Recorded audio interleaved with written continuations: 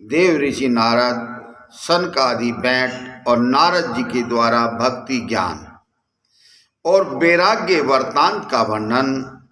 पार्वती ने कहा, हे भगवान, समस्त पुराणों में श्रीमद् भागवत श्रेष्ठ है, क्योंकि उसके प्रत्येक पद पर गान किया गया है।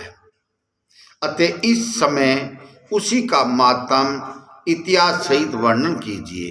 पार्वती ने भगवान शंकर से कहा, श्रीमद् भागवत गीता सबसे श्रेष्ठ है, उसका गान कीजिए। श्री महादेव जी ने कहा कि जिनका अभी योग्यपति संस्कार नहीं हुआ था, जो समस्त लौकिक वैदिक कर्तव्यों का परित्याग करके घर से निकल जा रहे थे, ऐसे सुखदेव जी बाल्यावस्था में ही सन्यासी होते देख उनके पिता श्री कृष्ण देवपन विरह का कातर हो उठे और बेटा बेटा तुम कहाँ चले जा रहे हो। वेद व्यास जी सुखदेव जी बाल्यावस्था में सन्यासी होते देख उनके पिता ने कहा, अरे बेटा बेटा आप कहाँ जा रहे हो। इस प्रकार पुराने लगे और उस समय सुखदेव जी के साथ एकाक होने के कारण वृक्ष को उनकी ओर से उतर दिया। ऐसे संपूर्ण भूतों का हृदय आत्मा स्वरूप विराजमान है।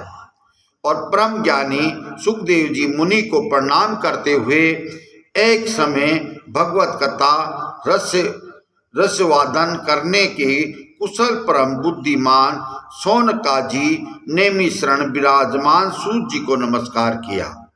और शौनकाजी ने बोले, हे सूत जी, आप इस समय ऐसी कोई सारगर्भित बात कथा कहिए जो हमारे कानों में अमृत समान मधुर जान पड़े और अज्ञान का अंधकार और विद्वास कोटि कोटि जन्मों का पापों का नाश करने वाली हो।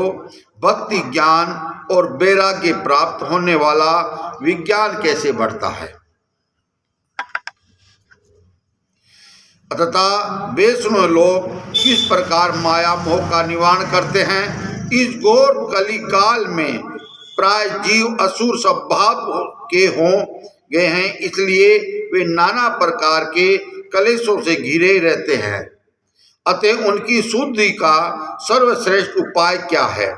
इस समय हमें ऐसा कोई साधन बताइए सबसे अधिक कल्याणकारी, पवित्र और पवित्र करने वाला, सदा के लिए भगवान श्री कृष्ण की प्राप्ति करा देने वाला हो और चिंतामणि केवल लौकिक सुख देता हो।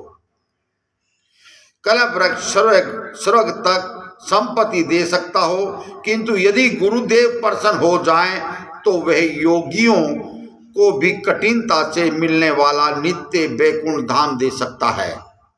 सूत जी ने कहा, है शोकन जी, आपके हृदय में भगवत कथा प्रति प्रेम है, अतः भली भांति विचार करके संपूर्ण सिद्धांतों द्वारा अनुमोदित और संसार के जनित भय का नाश करने वाले सारभूत साधन का वर्णन करता हूँ। वही भक्ति को बढ़ाने वाला तथा भगवान श्री कृष्ण की प्रसन्नता प्रधान हेतु आप उसे सावधान होकर सुने।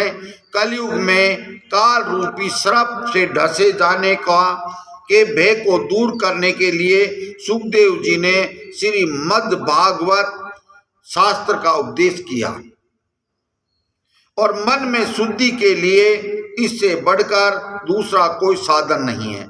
जब जन्म जन्मांतर पुण्य उदय होता है, तब कहीं श्रीमद् भागवत शास्त्र की प्राप्ति होती है।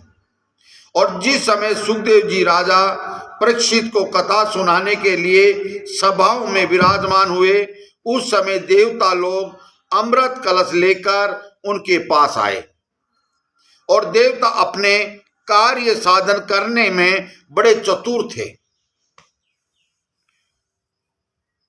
वे सब के सब सुखदेव जी को नमस्कार कर कहने लगे, हे मुने, आप ये अमृत के बदले में हमें कथा अमृत का दान दीजिए।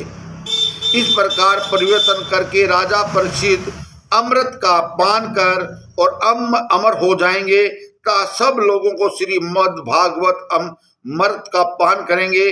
और सुखदेव जी सोचे कि इस लोक में कहाँ अमृत और कहाँ भगवत कथा, कहाँ कोट कांच और कहाँ बहुमूल्य मणि। इस विचार पर देवता की बात पर हंसने लगे। बोलो अजमलगढ़ अवतार की जय हो। बाकी कथा कल।